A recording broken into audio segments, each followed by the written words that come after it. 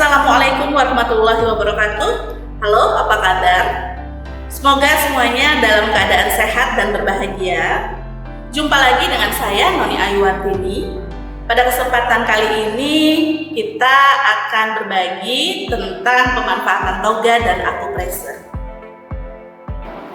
Asuhan mandiri ini merupakan salah satu upaya untuk memelihara atau meningkatkan kesehatan, mencegah atau mengatasi masalah kesehatan ringan secara mandiri oleh individu, keluarga, kelompok, atau masyarakat dengan memanfaatkan toga dan akupresur. Ada kalanya kita ataupun anggota keluarga mengalami masalah kesehatan ringan seperti kram otot, kemudian batuk pilek pada balita, nafsu makan yang berkurang, kemudian ada anemia dan nyeri head pada remaja, susah tidur, nyeri pinggang pada lansia, dan masalah kesehatan lainnya. Atau mungkin ada ibu menyusui yang mengalami masalah produksi ASI, atau kita ingin meningkatkan daya tahan tubuh kita supaya tidak gampang sakit. Nah, sekarang tidak perlu cemas karena masalah tersebut dapat kita pecahkan secara mandiri dengan toga dan akupresur. Jadi, tidak perlu terburu-buru untuk konsumsi obat-obatan kimia. Kita belajar bersama-sama untuk menerapkan gaya hidup kembali ke alam dengan memanfaatkan tanaman herbal dan keterampilan akupresur yang tentunya lebih aman, murah, mudah didapatkan ataupun mudah dilakukan. Kami akan kupas satu persatu, jadi jangan kemana-mana, simak, catat, dan aplikasikan. Dalam memilih bahan ramuan tanaman obat seperti akar, rimpang, umbi, kulit batang, kayu, daun, bunga, buah, atau seluruh bagian tanaman, harus memperhatikan 1. Bahan dan buah harus segar, tidak keriput, telah tua atau matang, atau masak sempurna. 2. Kulit batang tidak retak. 3. Daun, bunga, kulit, umbi berwarna cerah, tidak berubah warna atau layu. 4. Masih dalam keadaan utuh. 5. Tidak rusak oleh hama dan penyakit tanaman lainnya, tidak bercendawan atau berjamur atau akar yang berlumut. 6. Bahan yang digunakan harus dicuci dengan air bersih yang mengalir. 7. Pembuatan ramuan wajib menggunakan air bersih. Ukuran dan takaran dalam membuat ramuan: 1 gelas sama dengan 200 cc. 1 cangkir sama dengan 100 cc, 1 sendok makan sama dengan 15 cc, 1 sendok teh sama dengan 5 cc, 1 jari sama dengan ukuran jari telunjuk pengguna, 1 iris sama dengan irisan dengan ketebalan 5-7 mm, 1 jimpit sama dengan diambil dengan ibu jari dan telunjuk, 1 jumput sama dengan diambil dengan ujung kelima jari. Peralatan yang digunakan untuk membuat ramuan tanaman obat antara lain periuk atau kuali dari tanah liat, atau panci dari bahan gelas atau kaca, atau stainless steel, spatula atau pengaduk yang terbuat dari bahan kayu, saringan dari bahan kain, plastik atau nilon, dan pisau. Pembuatan ramuan obat tradisional dari bahan-bahan segar dilakukan dengan mendidihkan air terlebih dahulu, kemudian bahan dimasukkan dan dibiarkan selama 10-15 menit di atas api kecil dalam keadaan panci tertutup. Urutan memasukkan bahan tanaman obat dalam merebus: dahulukan yang keras, yaitu batang kayu, kulit, dan akar. Setelah itu, masukkan bahan yang lebih lunak, yaitu umbi, bunga, atau daun. Jangan menggunakan peralatan dari bahan aluminium, timah, atau tembaga karena mudah bereaksi dengan tanaman obat, sehingga dapat meracuni dan mengurangi khasiat tanaman obat tersebut. Nah, itu tadi adalah petunjuk umum di dalam menyiapkan ramuan herbal. Pastikan mengikuti petunjuknya dengan benar. Oke, kita langsung praktikkan. Pada kesempatan kali ini saya akan dibantu oleh rekan saya, Ibu Sylvia Dewi Setianingrum, Program Studi Gizi Program Sarjana, Universitas Respati Yogyakarta. Halo, Assalamualaikum. Kali ini saya, Sylvia Dewi Setianingrum, akan bersama-sama untuk membuat ramuan herbal. Nah, ramuannya untuk siapa saja? Yang pertama adalah ramuan untuk ibu hamil, untuk meredakan nyeri otot tungkai. Yang kedua, ramuan untuk ibu menyusui, untuk meningkatkan produksi ASI. Yang ketiga, ramuan untuk balita, untuk mengurangi resiko batuk pilek dan meningkatkan nafsu makan. Yang keempat, untuk remaja, untuk anemia dan mengurangi nyeri haid. Yang kelima, untuk ibu bekerja, yaitu untuk mengurangi stres dan susah tidur. Selanjutnya yang terakhir untuk lansia, untuk meningkatkan daya tahan tubuh dan juga mengurangi nyeri pinggang. Oke, let's go. Kita mulai ya. Oke, kita akan mulai membuat ramuan untuk ibu hamil. Ibu hamil sering mengalami nyeri otot karena perubahan fisiknya. Oke, kita mulai. Bahan-bahannya apa saja? Yang pertama, setengah genggam daun landep dari jenis yang berbunga kuning. Selanjutnya, bahannya adalah kapur sirih cukup setengah sendok teh saja. Kemudian dicampurkan dengan 2 sendok makan air putih matang. Oke, kita mulai. Kita campurkan ya semua bahan.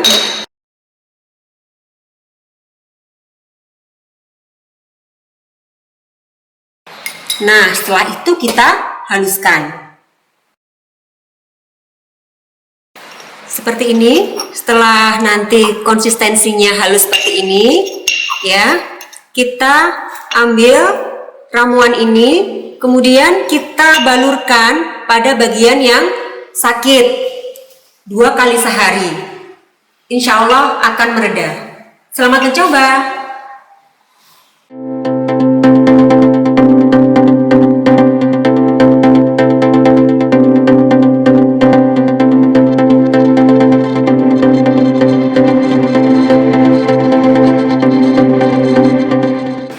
Oke, sekarang yang kedua, untuk ibu menyusui, untuk meningkatkan produksi ASI.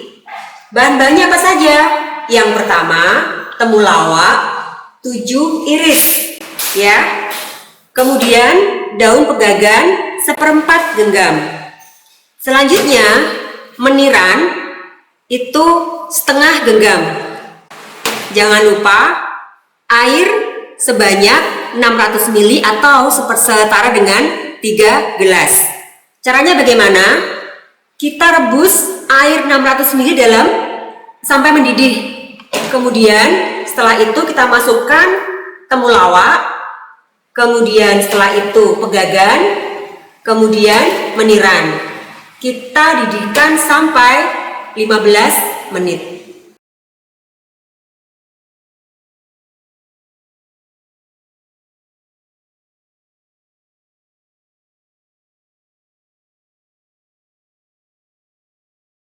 Oke, sekarang sudah jadi ramuan yang siap untuk diminum.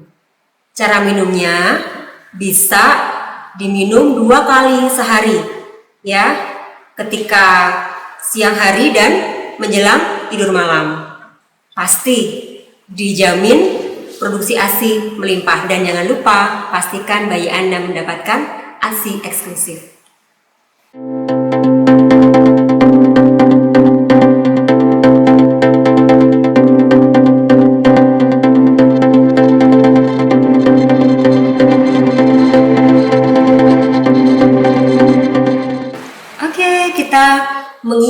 ke ramuan yang ketiga.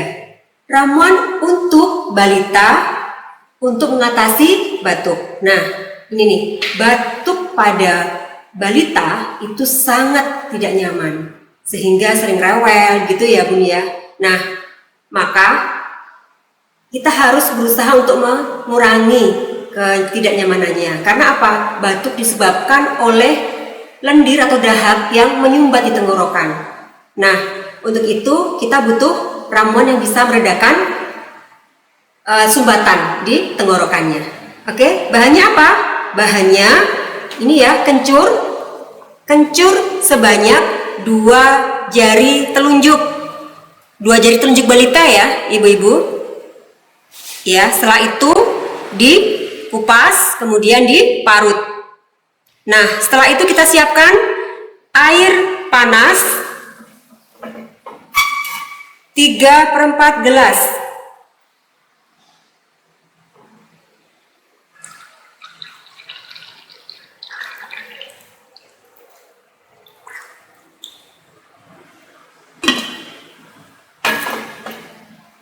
Nah, kita akan saring parutan kencur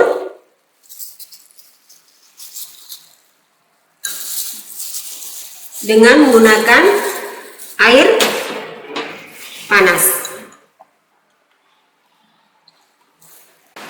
Oke, setelah jadi ya, kita bisa menambahkan madu karena biasanya balita suka manis ya, ibu-ibu. Oh iya, satu lagi. Yang saya maksudkan air panas tadi adalah air suam-suam kuku. Dan ternyata ya, ini ramuan ini selain bermanfaat untuk batuk, juga bisa untuk pilek pada balita. Oke, silahkan dicoba.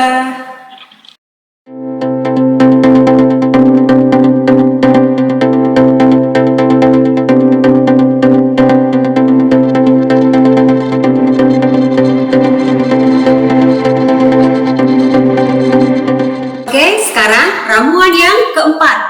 Untuk apa? Untuk meningkatkan nafsu makan balita.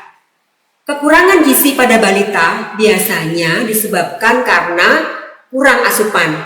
Nah, 1 pekan berturut-turut balita itu tidak bisa makan atau kurang tercukupi asupannya, akan berisiko gizi kurang. Sehingga kita perlu untuk mengantisipasinya dengan cara meningkatkan nafsu makan balita. Apa saja bahannya? 1 sendok teh ketumbar,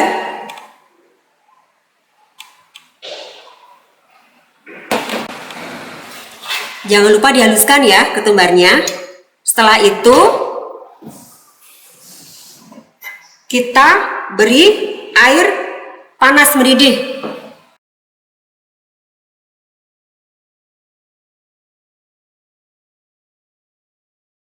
Setelah kita aduk merata, nanti kita bisa saring ya ibu-ibu. Kenapa?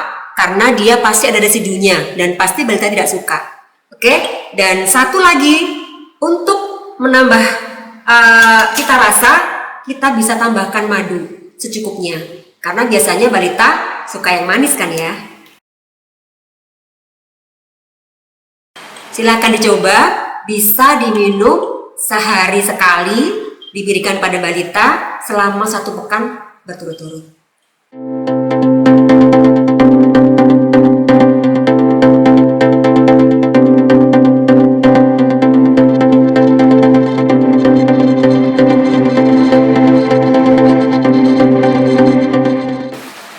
Selanjutnya adalah ramuan ke-5. Untuk siapa? Untuk remaja mengatasi anemia. Apakah anemia itu? Anemia adalah kondisi di mana sel darah merah itu rendah kandungannya dalam darah. Nah, untuk itu penting bagi remaja, apalagi usia produktif ya, itu untuk bisa senantiasa menjaga ya stabilitas eritrositnya dalam darah. Nah, salah satunya adalah dengan cara mengkonsumsi daun kelor. Nah, bagaimana cara membuatnya? Siapkan daun kelor 2 genggam. Ya, Kemudian setelah itu siapkan air mendidih. Air yang sudah mendidih, ya, kita masukkan kelor ke dalamnya.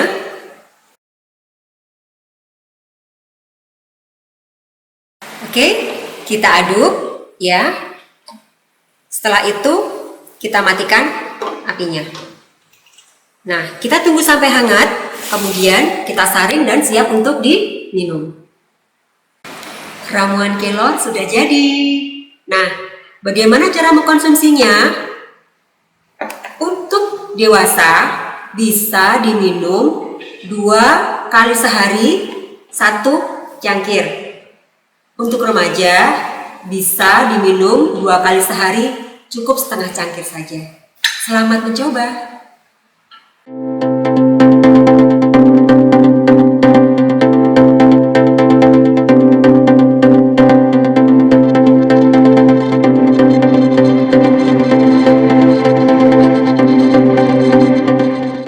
Kita beranjak ke ramuan yang ke-6. Ramuan ke-6 ini adalah ramuan untuk meredakan nyeri haid. Apa nyeri haid? Nyeri haid itu adalah nyeri yang dialami perempuan selama menstruasi di perut bagian bawah. Sangat tidak nyaman. Untuk itu, mari kita coba meredakan nyerinya dengan ramuan berikut. Apa saja? Bahannya adalah biji kedaung. Ya, kita cukup ambil 8 biji saja, kemudian dimemarkan. Daun sembung sepertiga genggam, rimpang temulawak 3 ruas, ya. Kemudian asam jawa secukupnya, kemudian juga gula jawa secukupnya. Selanjutnya kita masukkan air 600 cc, kemudian kita didihkan. Kita cek dulu. Nah, setelah mendidih, kita masukkan biji kedaung yang telah dimemarkan.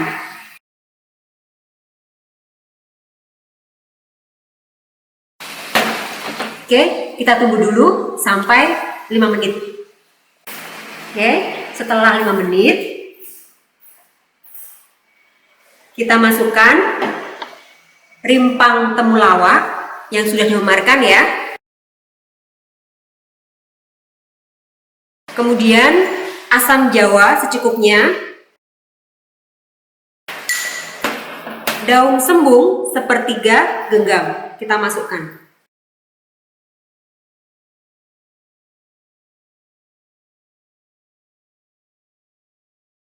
Kita rebus selama 10 menit. Oke, setelah 10 menit kita tambahkan gula aren secukupnya. Kita aduk, lalu siap disaring dan disajikan. Ramuan untuk nyeri haid sudah jadi. Ya, kita bisa minum 2 kali sehari selagi hangat. Selamat mencoba.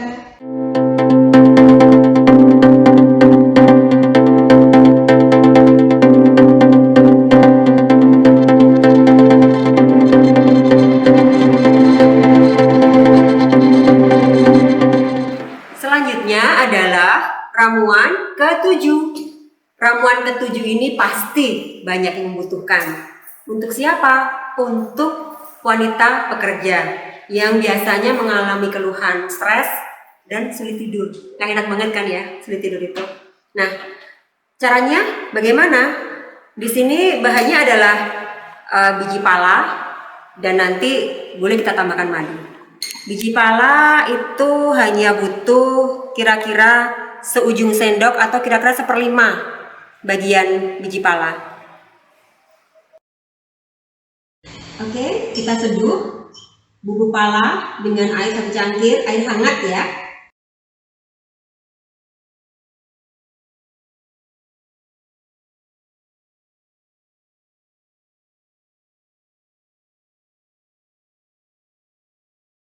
Ini bisa diminum 2 kali sehari selagi hangat. Selamat mencoba.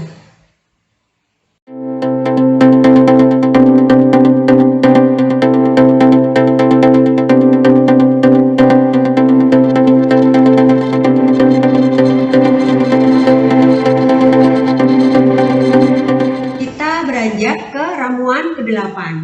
Ramuan ke-8 itu penting sekali untuk lansia. Jadi ini adalah ramuan untuk meningkatkan daya tahan tubuh. Daya tahan tubuh itu biasanya mudah ya turun ketika kondisi tidak nyaman, cuaca yang tidak stabil, sehingga apalagi pada lansia ya, sehingga penting untuk menjaga daya tahan tubuh itu agar tidak mudah terkena penyakit. Apa saja ramuannya? Ada jahe merah, kemudian ada temulawak, kemudian ini ada daun pegagan, kemudian ada gula merah. Kita sudah mendidihkan 300 cc air. Kita masukkan rimpang dulu ya, jahe merah, kemudian temulawak, kemudian selanjutnya daun pegagan kita masukkan,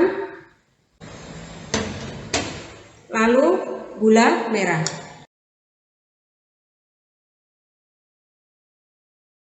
Kemudian kita tunggu 10 sampai 15 menit lagi. Akhirnya ramuan untuk meningkatkan daya tahan tubuh bagi lansia sudah jadi. Bisa diminum 2 kali sehari, masing-masing 1 gelas. Silahkan mencoba.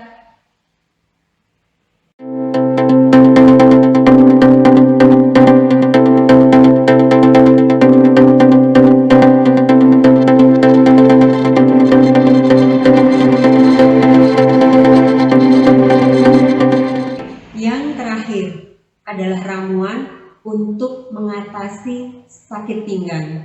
Sakit pinggang biasanya disebabkan karena ketegangan otot pada daerah pinggang. Nah, untuk itu perlu ya kita mengupayakan untuk meredakan ketegangan itu. Ada ramuannya. Terdiri dari jahe merah dibakar kemudian dimemarkan 1 jempol saja. Kemudian serai 2 batang dimemarkan. Kemudian seujung sendok garam, kemudian 1 sendok makan gula merah. Kita didihkan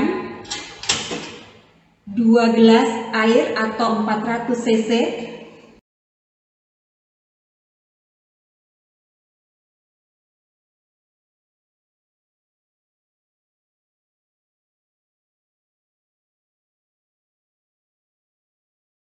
Kita tunggu 10 hingga 15 menit. Tada! Ramuan untuk meredakan sakit pinggang bagi lansia sudah siap. Bisa diminum 2 kali sehari, 1 gelas. Silahkan mencoba.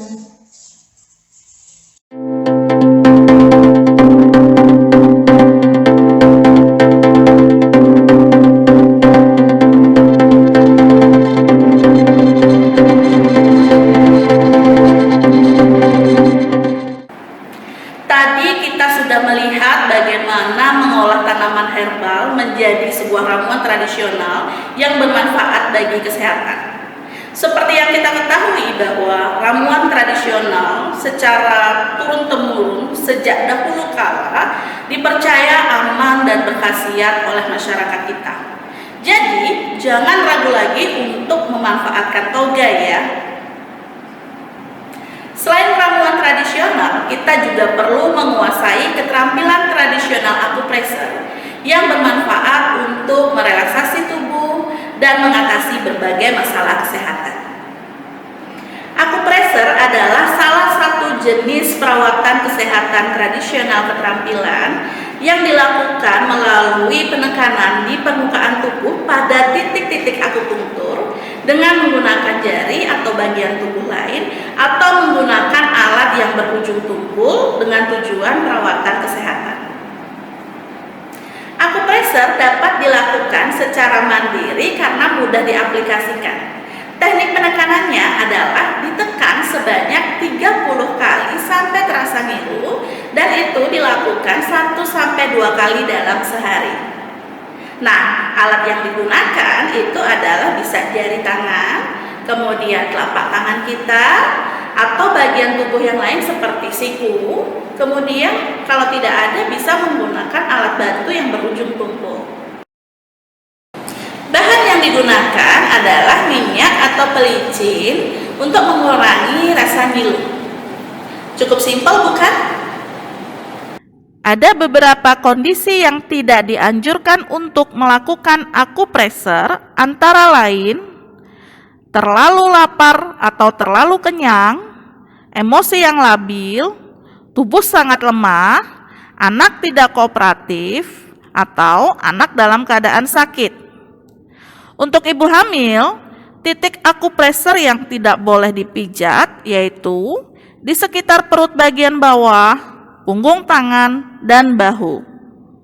Sedangkan kondisi yang tidak dapat ditangani dengan akupressure antara lain gawat darurat, kasus yang perlu pembedahan, kanker, penyakit akibat hubungan seksual, penyakit infeksi, penggunaan obat pengencer darah atau antikoagulan, diketahui ada kelainan pembekuan darah, daerah luka bakar, borok, dan luka parut yang baru.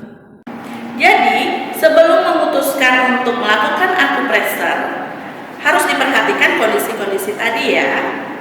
Kita langsung praktikkan saja. Pada kesempatan kali ini, saya akan dibantu oleh rekan saya, Ibu Lena Maidiana Sari dan Intan Kristi dari Program Studi Kebidanan Program Sarjana Universitas Respati Yogyakarta. Halo, saya Lena Maidiana Sari dan rekan saya Intan Kristi. Kami akan mempraktekkan beberapa teknik akupressure yang bermanfaat untuk yang pertama adalah untuk mengatasi kram otot tungkai pada ibu hamil. Yang kedua adalah untuk memperbanyak ASI pada ibu menyusui. Yang ketiga untuk meningkatkan nafsu makan dan mengatasi batuk pilek pada balita. Selanjutnya adalah untuk mengatasi anemia dan nyeri haid pada remaja. Kemudian untuk mengatasi susah tidur dan juga stres pada usia kerja. Dan yang terakhir adalah untuk mengatasi nyeri pinggang serta meningkatkan daya tahan tubuh pada lansia. Oke, kita akan memulai mempraktekkan untuk teknik akupressure tersebut. Mari, let's go. Untuk mengoptimalkan manfaat dari akupressure, maka terlebih dahulu kita harus melakukan pelemasan. Untuk pelemasan ini dilakukan pada daerah yang akan dilakukan akupressure. Yang kedua, kita melakukan pelemasan ini pada daerah yang memiliki otot besar seperti halnya tengkuk kita, kemudian bahu, lengan, tangan, pinggang, paha, serta kaki. Nah, kemudian untuk pelemasan ini kita bisa menggunakan telapak tangan kita dan kelima jari kita sebanyak 5 kali. Seperti contoh berikut ini.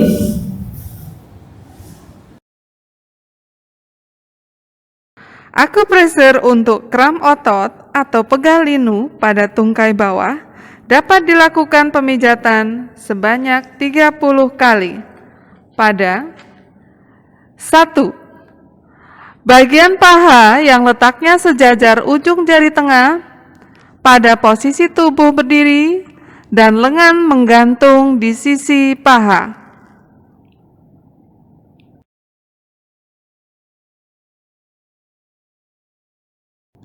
2. Lokasi yang terletak di bawah tonjolan tulang, sisi bawah luar lutut.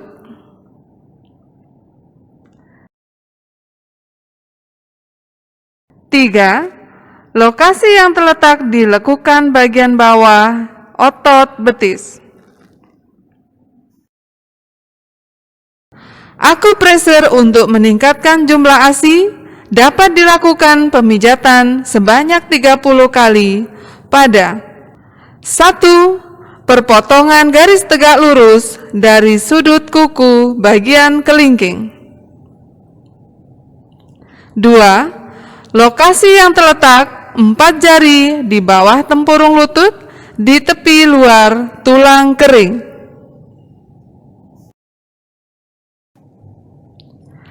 Pada payudara, lokasi pijatan terletak pada 1. Setinggi sela iga keempat pada garis ketiak depan.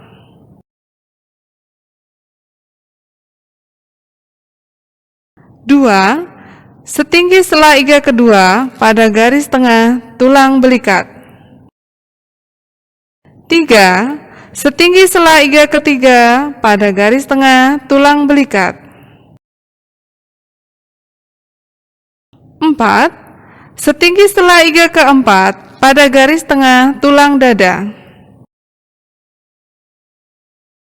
Dan 5. Setinggi sela iga kelima pada garis pertengahan tulang belikat. Akupressure untuk meredakan batu dapat dilakukan pemijatan sebanyak 30 kali.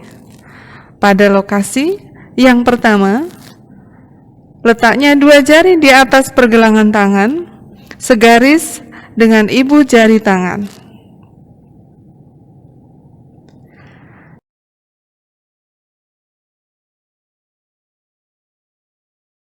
2. Lokasi terletak pada pertengahan antara tempurung lutut dan mata kaki luar, 2 jari ke sisi luar dari tulang kering.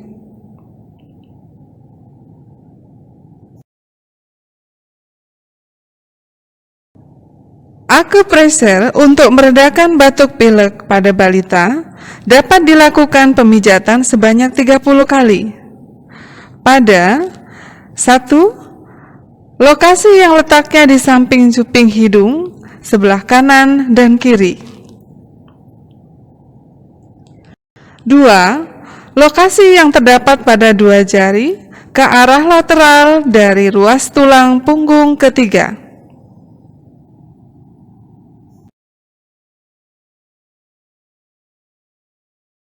Akupressure untuk meningkatkan nafsu makan dapat dilakukan pemijatan sebanyak 30 kali dengan lokasi sebagai berikut. 1. Lokasi yang terletak pada 4 jari ke atas dari mata kaki bagian dalam. 2. Lokasi yang letaknya pada lekukan belakang mata kaki bagian dalam. 3. Lokasi yang terletak pada 3 jari di atas pertengahan pergelangan tangan bagian dalam. 4. Lokasi yang terletak di punggung tangan pada tonjolan tertinggi ketika ibu jari dan telunjuk dirapatkan. 5. Lokasi yang terletak 4 jari di bawah tempurung lutut di tepi luar tulang kering.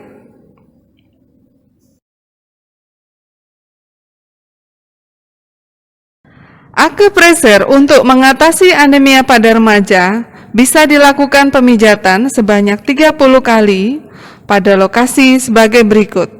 1. Lokasi yang terletak 3 jari di atas dan sisi dalam tempurung lutut. 2. Lokasi yang terletak di punggung sejajar dengan tepi bawah dari tulang belikat, selebar 2 jari tangan ke samping kiri dan kanan dari garis tengah. 3. Lokasi yang terletak di pinggang sejajar dengan pusar, selebar 2 jari tangan ke samping kiri dan kanan dari garis tengah.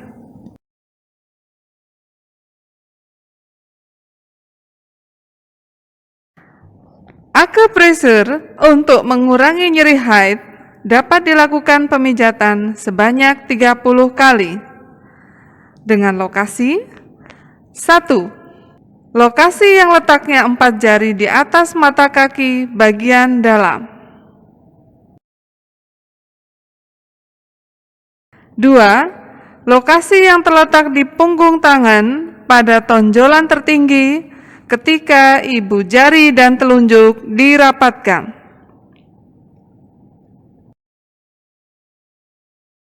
3. Lokasi yang terletak 4 jari di bawah tempurung lutut di tepi luar dari tulang kering. Akupressure untuk mengatasi susah tidur dan stres dapat dilakukan pemijatan sebanyak 30 kali pada 1. Lokasi yang letaknya dilekukan garis pergelangan tangan bagian dalam segaris dengan jari kelingking. 2. Lokasi yang terletak pada pertengahan kedua alis.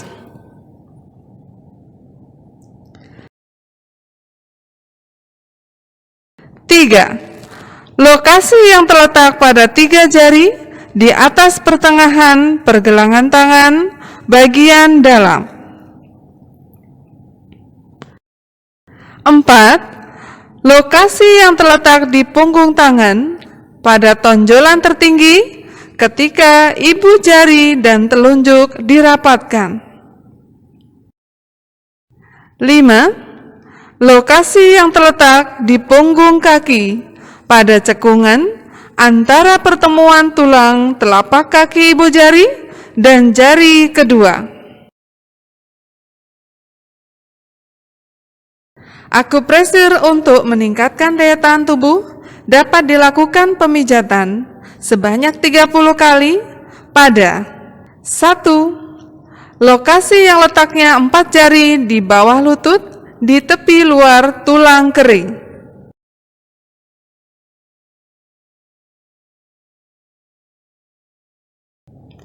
2. Lokasi yang letaknya 4 jari di atas mata kaki bagian dalam. Dengan pijatan lokasi ini dilakukan dengan posisi kaki disilangkan ke atas paha. 3. Lokasi yang terletak di punggung tangan pada tonjolan tertinggi ketika ibu jari dan telunjuk dirapatkan.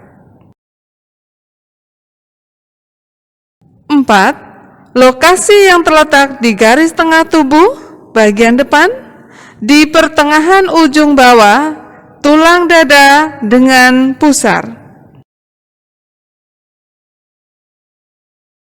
5. Lokasi yang terletak di pinggang sejajar dengan pusar selebar 2 jari tangan ke samping kiri dan kanan dari garis tengah. 6. Lokasi yang terletak pada 4 jari di atas tonjolan mata kaki luar. Akupresur ini untuk mengatasi nyeri pinggang dapat dilakukan pemijatan sebanyak 30 kali pada 1. Lokasi yang letaknya di pinggang sejajar dengan pusar selebar 2 jari tangan ke samping kiri dan kanan dari garis tengah tubuh. 2. Lokasi yang terletak di pertengahan lipat lutut.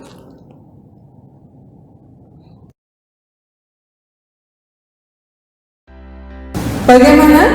Mudah bukan untuk melakukan teknik akupresurnya? Kami berharap teknik akupresur yang kita bahas kali ini bisa dilakukan di rumah dan bermanfaat untuk meningkatkan kesehatan. Terima kasih atas perhatiannya. Salam sehat dengan akupresur. Dengan akupresur keluarga sejahtera. Oke, lengkap sudah pembahasan kita kali ini. Jika kamu sudah mengetahui, memahami, dan mempraktikkan pemanfaatan toga dan akupresur secara terus-menerus secara mandiri, maka otomatis kamu sudah menjadi penyehat dan peramu di keluarga. Mari bersama-sama bergandengan tangan untuk menuju keluarga sehat dan sejahtera. Salam sehat dengan ramuan tradisional dan keterampilan akupresur. Assalamualaikum warahmatullahi wabarakatuh.